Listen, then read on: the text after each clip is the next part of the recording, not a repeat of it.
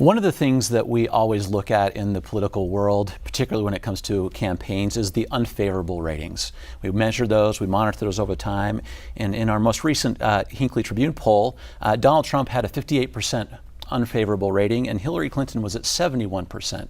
There's some things we can talk about there, but the one that I really want to get to, and we'll hear from all three of you if that's okay, is how does that impact the races down ballot? How worried are they?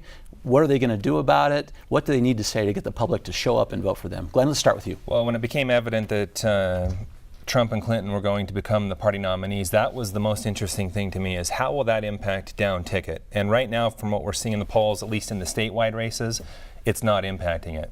The Republican incumbents have a strong hold in all of the polls right now, and you're seeing an approach different in each race.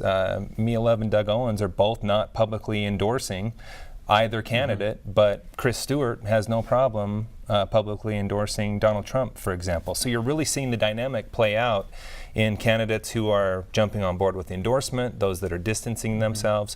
But statewide, we're not seeing it have a downward effect, but it could maybe a little further down the ticket when we get into the House and Senate, I think. Very interesting. I think the impact really is in the amount of energy the presidential race is taking from this election year.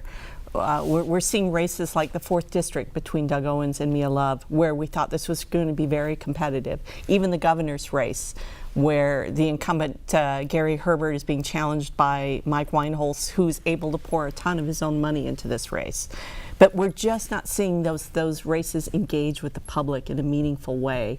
And I think that's the impact, is the Republican incumbents may still win, but these would be bigger, more high profile, more aggressive, engaged races if we didn't have this ruckus at the top of the ticket. That's true, and I think that the challengers to the incumbents, their messages are just getting sucked away. I mean, there's just no way that they can get traction when there's so much attention given to the Trump-Clinton race. And, I do worry that about what you said in our earlier segment, the down ticket races, maybe that straight party is just the way it's going to be, and that's going to favor all Republicans. I mean, pretty much all Republicans. I mean, that's where our incumbent base is.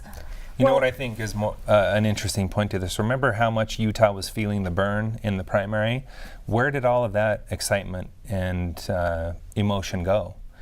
Are we seeing that at all in the statewide races? It doesn't appear that we are.